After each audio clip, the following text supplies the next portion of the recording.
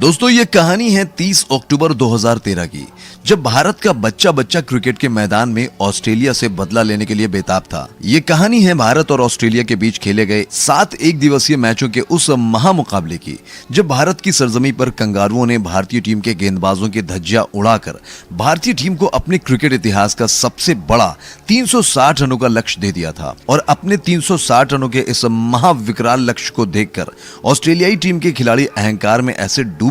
कि जब फिर से मिले 360 रनों के लक्ष्य का पीछा करने के लिए भारतीय टीम के ओपनर बल्लेबाज शिखर धवन और हिटमैन रोहित शर्मा बल्लेबाजी करने आए, तब ऑस्ट्रेलिया के सबसे झगड़ालू, सबसे घमंडी खिलाड़ी डेविड वार्नर ने रोहित शर्मा को कहा, ये आलसी, ये लूजर क्या खेलेगा हमारी टीम के गेंदबाजों के सामने। इस लूजर आलसी रोहित शर्मा ने लगातार 15 मुकाबले में दहाई का आंकड़ा भी नहीं पार किया है। लेकिन डेविड वार्नर के साथ साथ पूरी ऑस्ट्रेलिया की टीम को इस बात का जरा सा भी अंदाजा नहीं था कि डेविड वार्नर ने रोहित शर्मा को ताना मारकर रोहित शर्मा के अंदर सोए उस भूखे बब्बर शेर को जगा दिया है, जो जागने के बाद उस शिकार को, जिस शिकार ने उसे छेड़कर जगाया है, उसके चिथड़े उड़ा देता है। और हुआ भी कुछ वैसे ही, जब भारतीय टीम को 360 रनों का लक्ष्य देकर ऑस्ट्रेलियाई खिलाड़ी इन 360 रनों के अहंकार में डूबकर ये सोचकर मैदान पर भारतीय खिलाड़ियों को छेड़कर बेशर्मी का नंगा नाच कर जश्न मना रहे थे कि कहां भारतीय टीम ऑस्ट्रेलिया टीम के खतरनाक गेंदबाजों की रफ्तार के सामने ये 360 रनों का लक्ष्य हासिल कर पाएगी।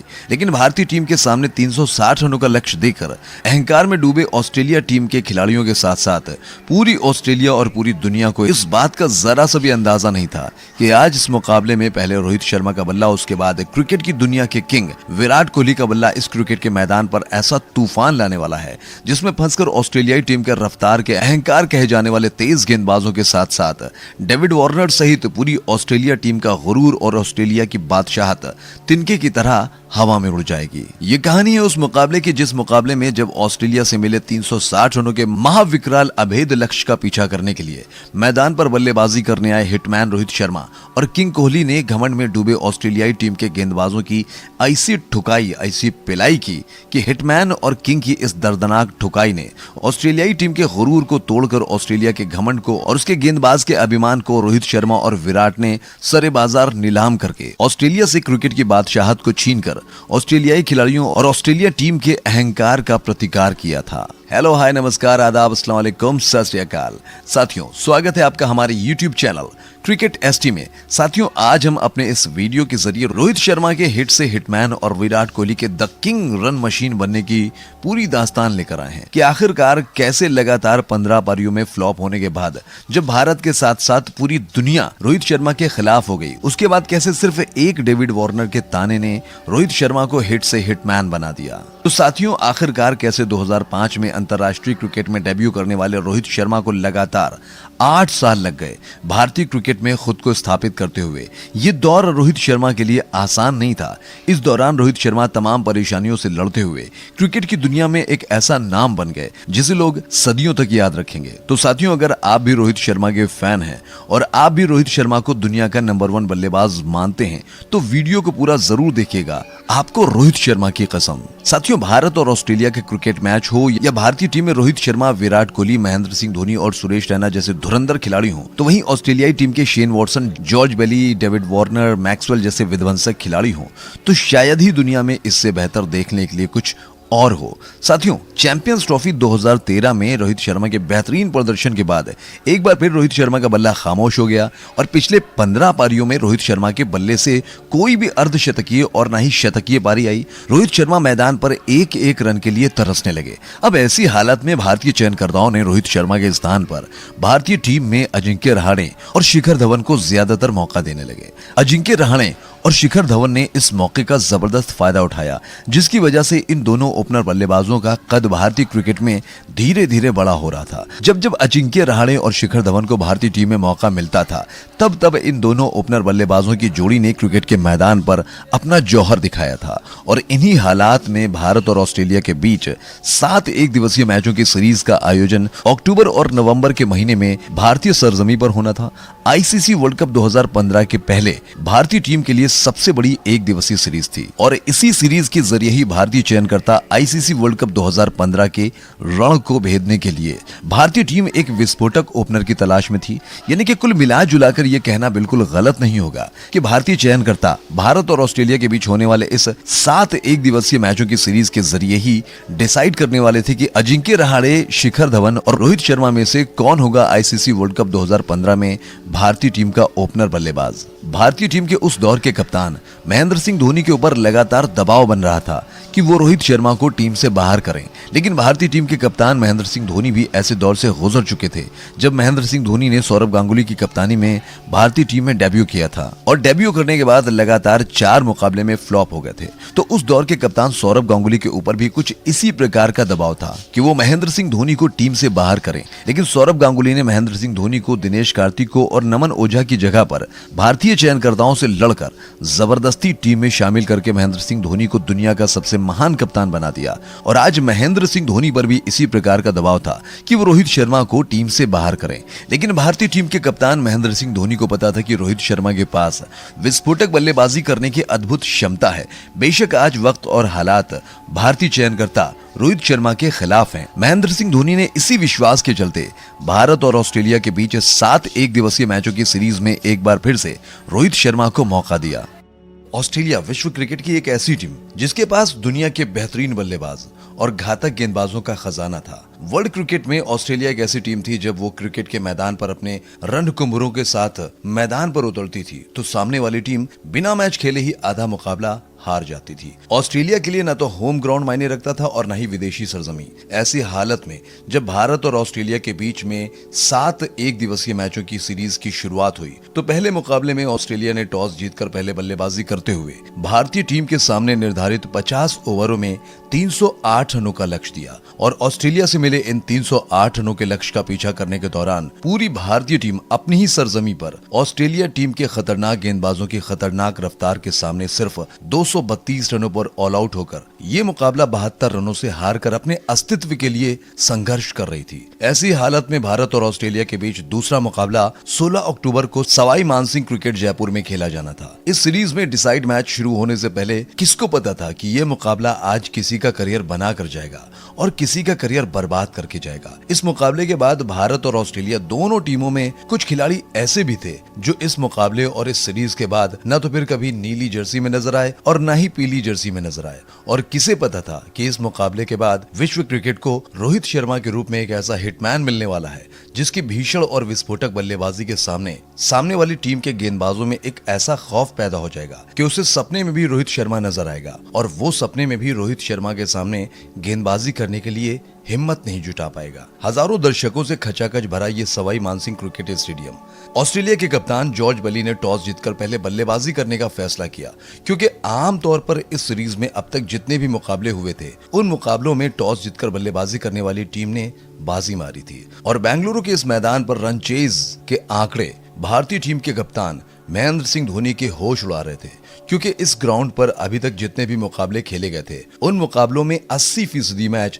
वही टीम जीती थी जो टीम बल्लेबाजी करती थी। और ऐसी हालत में ऑस्ट्रेलियाई कप्तान जॉर्ज बेली ने टॉस जीता तो जॉर्ज बेली के चेहरे पर मुस्कान सी थी। उसे लगा कि आज फिर ये मुकाबला हम अपने नाम कर ले जाएंगे। लेकिन हजारों दर्शकों से खचाखच भरा ये बेंगलुरु का मैदान और ऑस्ट्रेलिया के खिलाड़ियों के साथ साथ ऑस्ट्रेलियाई कप्तान जॉर्ज बेली को इस बात का अंदाजा नहीं था कि आज इस मुकाबले में कुछ ऐसा होगा जिसे लोग सदियों तक याद रखेंगे। ये दुनिया उस दिन रोहित शर्मा के बल्ले से आने वाले तूफान से पूरी तरीके से अनभिज्ञ और अनजान थी। इस दुनिया में किसी को भनक तक नहीं थी कि आज इस मैदान पर 2 घटनाएं घटेंगी और दोनों घटनाएं इतिहास हमेशा याद रखेगा। ऑस्ट्रेलिया के कप्तान के टॉस जीतकर पहले बल्लेबाजी करने के फैसले के बाद ऑस्ट्रेलियाई टीम की तरफ से ओपन करने आए एरॉन फिंच और फिंच के साथ फ्लिप ह्यूज। तो वहीं भारतीय टीम की तरफ से गेंदबाजी में पारी का आगाज किया भुवनेश्वर कुमार ने। भुवनेश्वर की पहली गेंद पर ऑस्ट्रेलियाई टीम के बल्लेबाज फ्लिप ह्यूज ने चौका लगाकर ऑस्ट्रेलिया को पहली गेंद से दमदार शुरुआत दिलाई। फ्लिप ह्यूज के बाद ऑस्ट्रेलिया टीम के दूसरे ओपनर बल्लेबाज एरॉन फिंच ने भारतीय टीम की तरफ से दूसरा ओवर लेकर आए विनय कुमार के ओवर में ताबड़तोड़ 3 चौके लगाकर ऑस्ट्रेलियाई टीम के इस खतरनाक ओपनर बल्लेबाज ने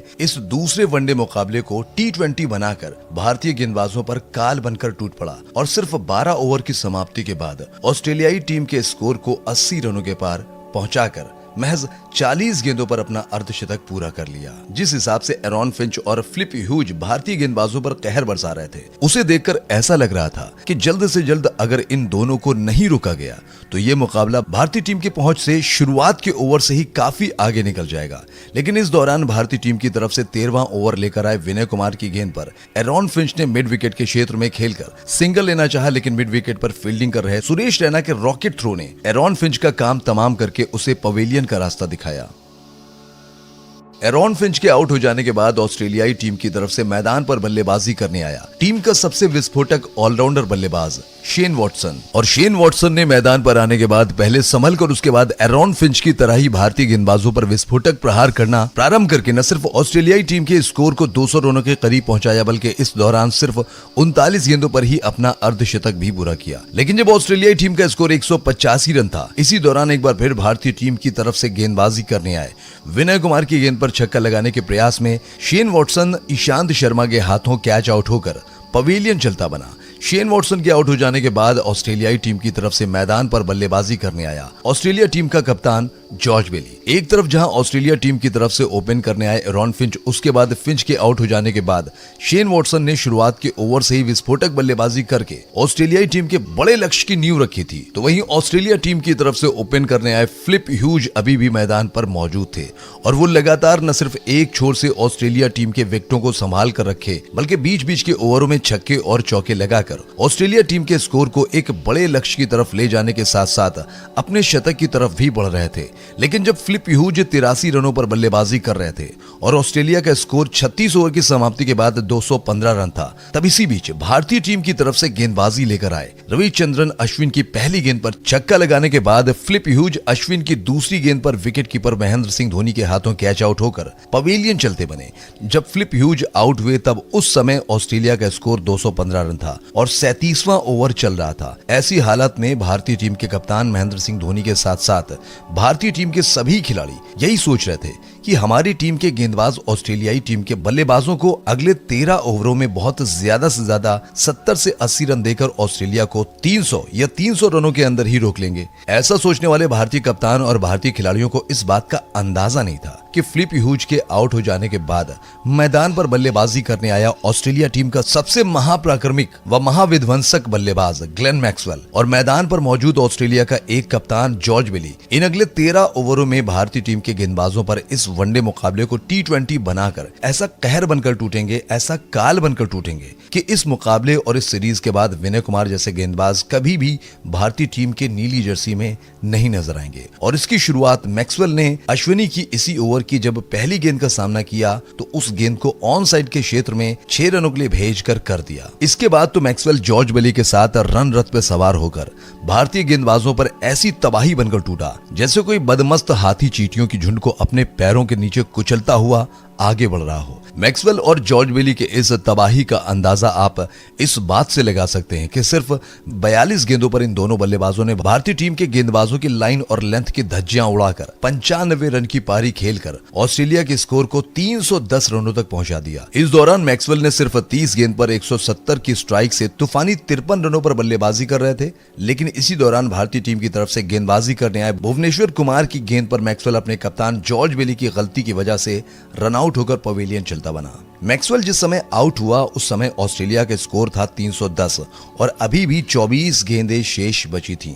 मैक्सवेल आउट हुआ अपने कप्तान जॉर्ज बेली की गलतियों की वजह से और जॉर्ज बेली ने अपनी इस गलती का गुस्सा उतारा भारतीय गेंदबाजों पर। मैक्सवेल के आउट हो जाने के बाद गुस्से से पागल हो चुका ऑस्ट्रेलियाई कप्तान भारतीय गेंदबाजों पर किसी पागल हाथी की तरह टूट पड़ा और अगली बची हुई 26 गेंदों में 50 रन ठोककर जयपुर के सवाई मानसिंह क्रिकेट स्टेडियम को भारतीय गेंदबाजों की कब्रगाह बनाकर ऑस्ट्रेलिया टीम के स्कोर को निर्धारित 50 ओवरों में 360 रनों तक पहुंचा दिया। इस दौरान जॉर्ज बेली ने सिर्फ 47 गेंदों पर तूफानी 28 रनों की नाबाद पारी खेली। जी हाँ, पहले एरॉन फिंच, फिर शेन वॉटसन और उसके बाद मैक्सवेल और फिर ऑस्ट्रेलिया के कप्तान जॉर्ज बेली ने भारत की ही सरजमी पर इस जयपुर के सवाई मानसिंह क्रिकेट स्टेडियम में जिस तरीके से भारतीय टीम के गेंदबाजों पर तबाही मचाई, उससे इस सवाई मानसिंह क्रिकेट स्टेडियम का जर्रा जर्रा थर्रा उठा। ऑस्ट्रेलिया टीम के इन खूंखार खतरनाक बल्लेबाजों के इस भीषण तबाही के चलते खूंखार कंगारुओं ने पहली बार भारतीय सरजमी पर भारतीय टीम के खिलाफ अपने क्रिकेट इतिहास का सबसे बड़ा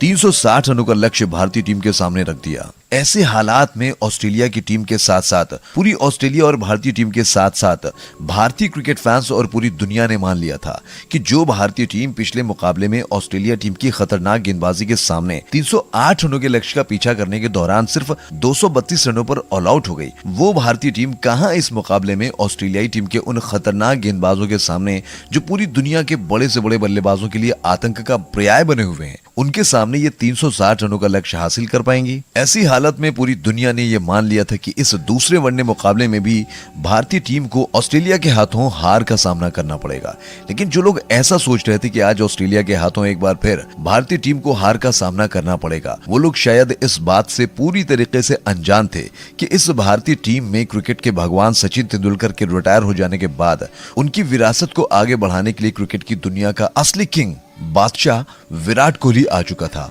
और विराट के बाद इस भारतीय टीम में क्रिकेट की दुनिया के उस राजा महाराजा हिटमैन रोहित शर्मा का उदय हो रहा था, जो आगे चलकर पूरी दुनिया के खतरनाक से खतरनाक गेंदबाजों के लिए काल बन जाएगा, जिसके सामने गेंदबाजी करने के दौरान दुनिया के बड़े से बड़े सूरमा गेंदबाजों की गेंद के दौरान पैंट गीली हो जाएगी, जिसकी शुरुआत आज ये दोनों भारतीय महायोद्धा, क्रिकेट की दुनिया का किंग विराट कोहली और क्रिकेट की दुनिया का ये राजा रोहित हिटमैन शर्मा करने वाले थे ऑस्ट्रेलिया गेंदबाजों पर इस मुकाबले में कहर बरसाते हुए। ऑस्ट्रेलिया की टीम ने जब भारतीय टीम के सामने 360 रनों का लक्ष्य दिया, तब जब भारतीय टीम के बैटिंग करने की बारी आई, तब इन 360 रनों के लक्ष्य के अहंकार में चूर होकर ऑस्ट्रेलिया के खिलाड़ी ऐसे जश्न मना रहे थे कि जैसे बिना खेल ही वो ये मुकाबला जीत चुके हैं। लेकिन जश्न मना रहे इन ऑस्ट्रेलियाई खिलाड़ियों को आने वाले तूफान के बारे में जरा सा भी अंदाजा नहीं था कि ऐसे हालात में ऑस्ट्रेलिया से मिले 360 रनों के लक्ष्य का पीछा करने के लिए भारतीय टीम की तरफ से मैदान पर बल्लेबाजी करने आते हैं भारतीय टीम के गब्बर यानी शिखर धवन और हिटमैन रोहित शर्मा। रोहित शर्मा जब शिखर धवन के साथ मैदान पर बल्लेबाजी करने जा रहे थे, तो ऑस्ट्रेलिया टीम के खतरनाक बल्लेबाज डेविड वार्नर, जो इस मैच का हिस्सा भी नहीं थे, जो ऑस्ट्रेलिया टीम के ओपनर बल्लेबाज फिलिप ह्यूज के स्थान पर फील्डिंग करने आए थे, उसने रोहित शर्मा को उकसाते हुए कहा कि ये आलसी, ये लूजर रोहित शर्मा क्या खेलेगा, इसने तो पिछले 15 मुकाबलों में दहाई का आंकड़ा भी नहीं पार किया था, चलो इसको पहले ही ओवर में पवेलियन भेजते हैं। डेविड वार्नर के कहे शब्द रोहित शर्मा को तीर की तरह चुभ रहे थे। रोहित शर्मा चाहते तो वहीं शेन वॉटसन को करारा जवाब दे देते, लेकिन रोहित शर्मा खामोश थे और रोहित शर्मा की खामोशी को देखकर डेविड वार्नर समझ चुका था कि आज इस मैदान पर कुछ बड़ा होने वाला है, जिसे सदियों तक याद रखा जाएगा, क्योंकि आमतौर पर रोहित शर्मा ऐसे कमेंट्स पर खामोश नहीं रहते थे। लेकिन जब रोहित शर्मा और शिखर धवन मैदान पर बल्लेबाजी करने आए और ऑस्ट्रेलिया की टीम की तरफ से गेंदबाजी में पारी का आगाज करने वाले खतरनाक तेज गेंदबाज मिशेल जॉनसन और शेन वॉटसन के शुरुआती के 3 ओवरों में रोहित शर्मा और शिखर धवन के बल्ले से सिर्फ 10 ही रन आए, तब इस दौरान रोहित शर्मा के बल्ले से 10 गेंद पर सिर्फ 2 रन आए थे और शिखर धवन के बल्ले से 8 गेंदों पर 4 रन, बाकी 4 रन लेग बाय के रूप में आए थे। भारतीय टीम के कप्तान महेंद्र सिंह धोनी के साथ साथ पूरी भारतीय टीम और पूरे हिंदुस्तान को ये लगने लगा कि जब पिछले मुकाबले में ऑस्ट्रेलिया से मिले 308 रनों का लक्ष्य भारतीय टीम ऑस्ट्रेलियाई टीम की घातक गेंदबाजी के आगे हासिल नहीं कर पाई, तो कहां इस मुकाबले में 360 रनों के विकराल लक्ष्य को हासिल कर पाएगी भारतीय टीम। ये टीम इतने विशाल का लक्ष्य के नीचे दबकर रह जाएगी। लेकिन ऐसा सोचने वालों की सोच पर पलटवार करना प्रारंभ किया अपने हिटमैन रोहित शर्मा ने। ऑस्ट्रेलिया की तरफ से गेंदबाजी में पारी का चौथा ओवर लेकर आए मिचेल जॉनसन की पहली गेंद पर खूबसूरती से कवर ड्राइव लगाकर गेंद को बाउंड्री लाइन के बाहर 4 रनों के लिए भेजकर ऑस्ट्रेलिया की तरफ से गेंदबाजी में पारी का चौथा ओवर लेकर आए शेन वॉटसन के ओवर में अपने गब्बर यानी शिखर धवन भैया ने कदमों का इस्तेमाल करके बैक टू बैक 2 खूबसूरत चौके लगाकर बैक टू बैक 2 चौके लगाने के बाद अपने गब्बर भैया ऑस्ट्रेलिया टीम के गेंदबाजों पर किसी भूखे आदमखोर शेर की तरह टूट पड़े और ऑस्ट्रेलियाई टीम के गेंदबाजों की धज्जियां उड़ाते हुए न सिर्फ भारतीय टीम के स्कोर को तेजी के साथ आगे बढ़ा रहे थे, बल्कि देखते ही देखते सिर्फ 44 गेंदों पर अपना अर्धशतक भी पूरा कर लिया। लेकिन जहां एक तरफ शिखर धवन ऑस्ट्रेलियाई गेंदबाजों पर बैक टू बैक प्रहार किए जा रहे थे, तो वहीं रोहित शर्मा शुरुआत में कुछ 2-3 बड़े शॉट लगाने के बाद अब ऑस्ट्रेलिया टीम की खतरनाक गेंदबाजी के आगे संघर्ष करने लगे, जिसके चलते रोहित शर्मा के बल्ले से 50 रनों की पारी 71 गेंद पर आई। रोहित शर्मा की इस धीमी पारी को देखकर सबको ये लगने लगा कि अब रोहित शर्मा टीम के लिए नहीं बल्कि अपने लिए खेल रहे हैं, और अगर इसी तरीके से रोहित शर्मा ऑस्ट्रेलिया टीम के गेंदबाजों के आगे संघर्ष करते रहे तो 360 रनों का लक्ष्य तो भारतीय टीम भूल ही जाए। दर्शक रोहित शर्मा की धीमी बल्लेबाजी को देखकर ये दुआ कर रहे थे कि अगर रोहित शर्मा रन ही नहीं बना रहे हैं तो रोहित शर्मा आउट ही हो जाए, क्योंकि भारतीय टीम में अभी भी विराट कोहली, सुरेश रैना, युवराज सिंह और महेंद्र सिंह धोनी जैसे महापराक्रमी बल्लेबाज बैठे हुए हैं। आखिरकार क्यों रोहित शर्मा जब बड़े शॉट नहीं लगा रहे हैं तो मैदान पर खड़े खड़े शिखर धवन की मेहनत पर पानी फेर रहे हैं। एक तरफ जहां रोहित शर्मा ऑस्ट्रेलिया टीम के गेंदबाजों के सामने संघर्ष कर रहे थे, तो वहीं दूसरे छोर पर अपने गब्बर भैया ने ऑस्ट्रेलियाई टीम के गेंदबाजों की धज्जियां उड़ाते हुए न सिर्फ भारतीय टीम के स्कोर को 150 रनों के ऊपर पहुंचा दिया, बल्कि 80 गेंद पर 95 रनों की बड़ी पारी खेलकर वो अपने शतक के करीब भी पहुंच चुके थे। लेकिन इसी बीच ऑस्ट्रेलियाई टीम की तरफ से पारी का 27वां ओवर लेकर आए जेम्स फॉकनर, और जो भारतीय क्रिकेट फैंस रोहित शर्मा के आउट होने की दुआ कर रहे थे उनकी दुआ काम तो आई, लेकिन आउट रोहित शर्मा नहीं बल्कि 80 गेंद पर तूफानी 95 रनों की पारी खेलकर भारतीय टीम को जीत की तरफ ले जाने के साथ साथ अपने शतक की तरफ बढ़ रहे शिखर धवन ही हो गए। जी हां, शिखर धवन जेम्स फॉकनर की गेंद पर विकेट कीपर के हाथों कैच आउट होकर भारतीय क्रिकेट फैंस को मायूस करके पवेलियन चलते बने। शिखर धवन के आउट हो जाने के बाद भारतीय क्रिकेट फैंस ये चाहते थे कि अगर शिखर धवन ने 95 रनों की तूफानी पारी खेलकर ऑस्ट्रेलिया के 360 रनों के विशाल का स्कोर को देखकर पूरी तरीके से हौसले हार चुकी भारतीय टीम के जीत की उम्मीद जगा दी है, और अब अगर शिखर धवन के आउट हो जाने के बाद मैदान पर बल्लेबाजी करने जाएं तो या तो युवराज सिंह या फिर महेंद्र सिंह धोनी, क्योंकि अब यहां भारतीय टीम को जीत के लिए 128 गेंदों पर 190 रनों की जरूरत थी, और ये दोनों बल्लेबाज विस्फोटक बल्लेबाजी करना बखूबी जानते थे। लेकिन जब भारतीय क्रिकेट फैंस ने ये देखा कि शिखर धवन के आउट हो जाने के बाद विराट कोहली मैदान पर बल्लेबाजी करने जा रहे हैं, तब भारतीय क्रिकेट फैंस के साथ साथ पूरी दुनिया ने ये मान लिया कि अब यहां से भारतीय ये मुकाबला हार जाएंगे, क्योंकि विराट कोहली अपने धीमी स्ट्राइक रेट के लिए पहले से ही जग जाहिर थे। कोहली के अंदर मैदान पर रहकर लंबी पारी खेलने की क्षमता जरूर थी, लेकिन वो महेंद्र सिंह धोनी और युवराज सिंह जैसे तूफानी पारी खेलने के लिए नहीं जाने जाते थे। ऐसे हालात में शिखर धवन, जो ऑस्ट्रेलियाई गेंदबाजों की धज्जियां उड़ाते हुए भारतीय टीम को जीत की तरफ ले जा रहे थे, उन्हें आउट करने के बाद ऑस्ट्रेलिया खिलाड़ी ऐसे जश्न मना रहे थे कि जैसे वो ये मुकाबला ही जीत गए हैं। और इसी अहंकार में डूबकर ऑस्ट्रेलिया खिलाड़ी जब धवन के आउट हो जाने के बाद उनके स्थान पर मैदान पर बल्लेबाजी करने आए विराट कोहली, तब ऑस्ट्रेलिया टीम के खिलाड़ी शेन वॉटसन ने ये बोलते हुए विराट कोहली और रोहित शर्मा को उकसाकर रोहित और विराट का अपमान करने लगा कि हे बॉयज, इंडिया को जीत के लिए अब 128 गेंदों पर 190 रन चाहिए। कोहली और रोहित को आउट नहीं करना है, इन्हें खेलने दो। अगर हमें ये मैच जीतना है तो इनकी धीमी बल्लेबाजी खुद उनकी टीम को हरा देगी। लेकिन सावधान, जो वॉटसन अपनी टीम के 360 रनों के लक्ष्य के अहंकार में डूबकर ऑस्ट्रेलियाई खिलाड़ियों से रोहित शर्मा और कोहली को आउट ना करने की अपील करके कोहली और रोहित शर्मा का अपमान कर रहा था, उस शेन वॉटसन के साथ साथ पूरी ऑस्ट्रेलिया टीम और जो भारतीय क्रिकेट फैंस धवन के आउट हो जाने के बाद भारतीय टीम की हार मानकर स्टेडियम छोड़कर मैदान से जाने लगे थे, उन सभी को जयपुर के सवाई मानसिंह क्रिकेट स्टेडियम में अगले कुछ मिनटों में रोहित शर्मा और विराट कोहली के बल्ले से आने वाली उस तबाही का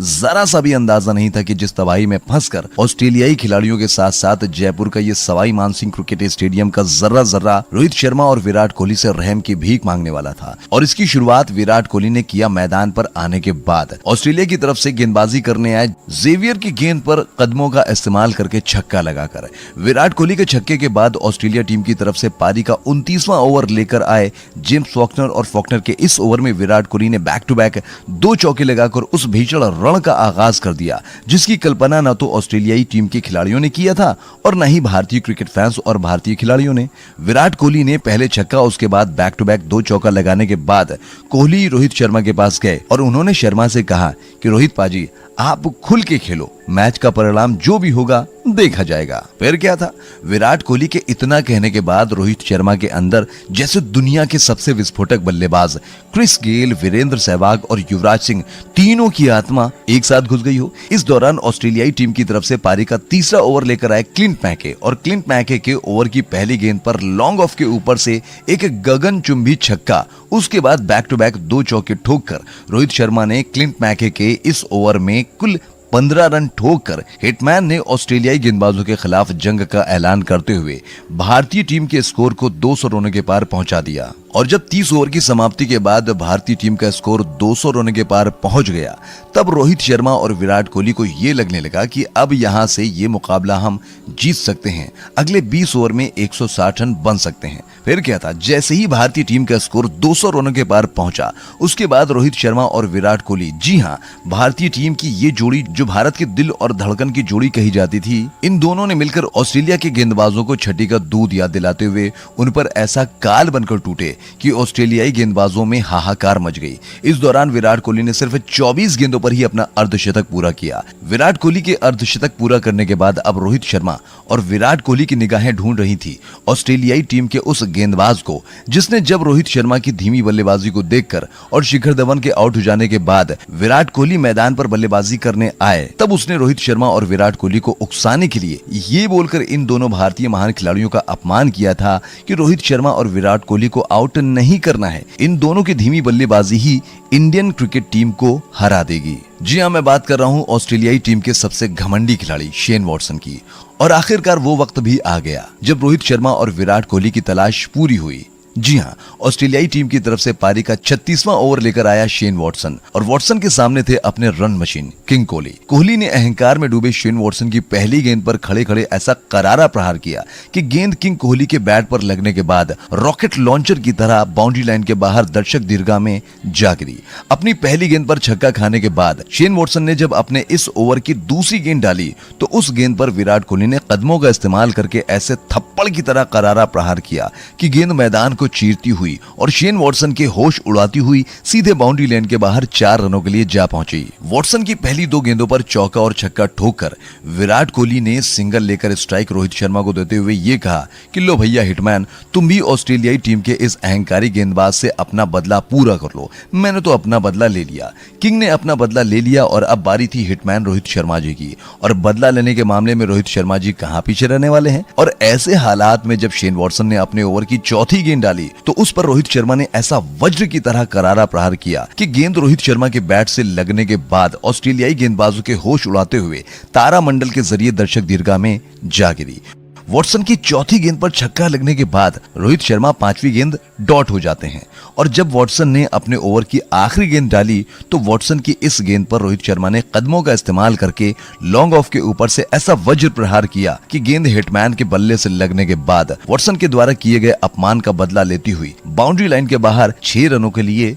जा पहुंची। हिटमैन को अपने ओवर की आखिरी गेंद पर ऐसा करारा छक्का लगाता देख शेन वॉटसन भीगी बिल्ली बन गया और अपनी लाचार भरी आंखों से गेंद को छक्के के लिए जाता हुआ देख रहा था जैसे उसने लाइफ में कभी छक्का देखा ही न हो। हिटमैन रोहित शर्मा और किंग विराट कोहली वॉटसन के इस ओवर में कुल 23 रन ठोककर वॉटसन के अहंकार का प्रतिकार करके उसके द्वारा किए गए अपमान का बदला ले लिया। वॉटसन के बाद ऑस्ट्रेलिया की तरफ से गेंदबाजी में पारी का 37वां ओवर लेकर आया ऑस्ट्रेलियाई टीम का सबसे खतरनाक गेंदबाज मिचेल जॉनसन की दूसरी गेंद पर रोहित शर्मा ने करारा प्रहार करते हुए गेंद को बाउंड्री लाइन के बाहर भेजकर रोहित शर्मा ने अपना शतक पूरा किया। हाँ जी, रोहित शर्मा के शतक पूरा करने के बाद हिटमैन और किंग कोहली ने अपने बल्ले से ऐसा आतंक मचाना प्रारंभ किया ऑस्ट्रेलियाई गेंदबाजों पर कि पूरी ऑस्ट्रेलियाई खेमे में भगदड़ सी मच गई। ऑस्ट्रेलियाई टीम का अब कोई भी गेंदबाज रोहित शर्मा और विराट कोहली के आगे गेंदबाजी करने के लिए तैयार नहीं हो रहा था। ऑस्ट्रेलिया के कप्तान जॉर्ज बिली अपनी टीम के गेंदबाजों से जब रोहित शर्मा और किंग कोहली के सामने गेंदबाजी करने के लिए बोलते तो ऑस्ट्रेलिया टीम का कोई गेंदबाज रोहित शर्मा और कोहली के सामने गेंदबाजी करने के लिए तैयार नहीं हो रहा था, क्योंकि उनके गेंदबाजों को पता था कि बेटा पहले सब गए और पहले हम भी जाएंगे। ऐसे में ऑस्ट्रेलिया के कप्तान जॉर्ज बिली ने शेन वॉटसन को कहा कि तुम ही ने रोहित शर्मा और विराट कोहली को उकसाया था, अब बेटा तुम ही गेंद डालो। शेन वॉटसन तो पहले तैयार नहीं हो रहा था, लेकिन कप्तान के बार बार कहने पर जब रोहित शर्मा के सामने गेंदबाजी करने के लिए तैयार हुआ तो रोहित शर्मा ने वॉटसन की पहली और दूसरी गेंद पर 2 गगनचुंबी छक्के जड़ दिए। वॉटसन को इशारे इशारे में ही समझा दिया कि बेटा बाप से बदतमीजी करोगे तो खामियाजा तो भुगतना ही पड़ेगा। अपनी पहली और दूसरी गेंद पर छक्का खाने के बाद शेन वॉटसन समझ गया था, उसे एहसास हो गया था कि अब पूरी लाइफ में कभी भी भारतीयों को नहीं छेड़ना है। ऐसी ही गलती की थी T20 वर्ल्ड कप 2007 में इंग्लैंड के कप्तान फ्लिंटॉफ ने युवराज सिंह को छेड़कर, और गुस्से में आकर युवराज सिंह ने एक ही ओवर में 6 छक्के जड़ दिए थे और पहली 2 गेंद पर 2 छक्का खाने के बाद वॉटसन भी समझ गया कि आज रोहित शर्मा भी मेरी गेंद पर लगातार 6 छक्के लगाएगा, क्योंकि उस दिन रोहित शर्मा